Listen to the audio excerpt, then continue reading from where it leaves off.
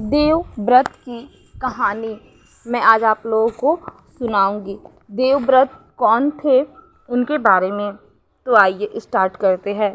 गंगा एक सुंदर युवती का रूप धारण किए नदी तट पर खड़ी थी और उनके सौंदर्य और नयन ने संतनु को मोह लिया था।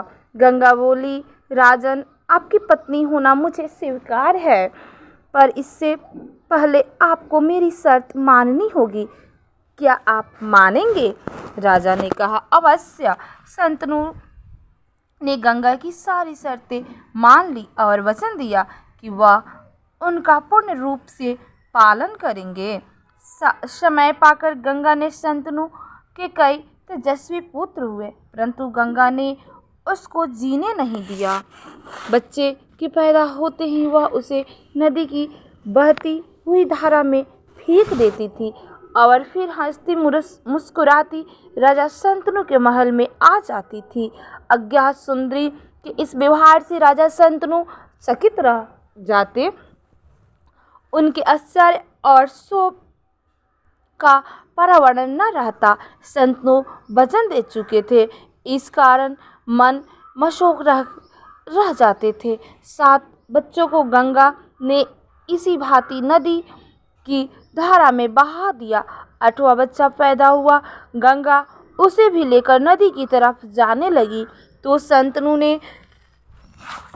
से न रहा गया। बोले, माँ होकर अपने नादान बच्चे को अकारण ही क्यों मार दिया करती हो? यह घृणित व्यवहार तुम्हें शोभा नहीं देता है।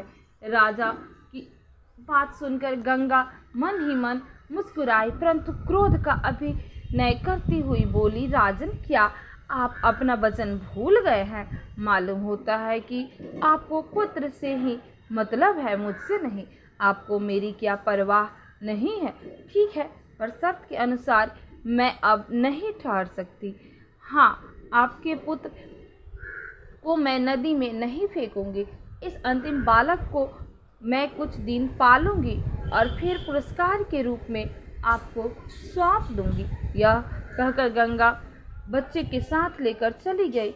यही बच्चा आगे जाकर भीष्म पितामह के नाम से विख्यात हुआ।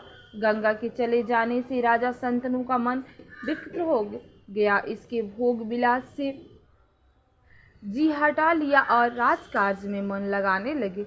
एक दिन राजा शिकार खेलते खेलते गंगा के तट पर चले गए तो देखा किनारे पर खड़ा एक सुंदर और गठीला युवक गंगा की बहती हुई धारा पर बाण चला रहा था। बाणों की बौछार से गंगा की प्रचंड धारा एकदम रुक हुई थी। यह दृश्य देखकर संतनु दंग रह गए। इतने में ही राजा के सामने स्वयं गंगा आकर उपस्थित हो गई। गंगा ने युवक को अपने पास बुलाया और राजा से बोली, राजन, पहचाना मुझे और इस युवक को? यही आपका और मेरा 8वां पुत्र देवव्रत है। महर्षि वशिष्ठ ने इस शिक्षा दी है। शास्त्र ज्ञान में, शुक्राचार्य और रण कौशल में परशुराम ही इसका मुकाबला कर सकते हैं। यह जितना कुशल योद्धा है उतना ही चतुर राजनीतिज्ञ भी है। आपका पुत्र मैं आपको सौंप रही हूँ, अब ले जाइए इसे अपने साथ। गंगा ने देवव्रत का माथा चूमा और आशीर्वाद देकर राजा के साथ उसे विदा कर दिया।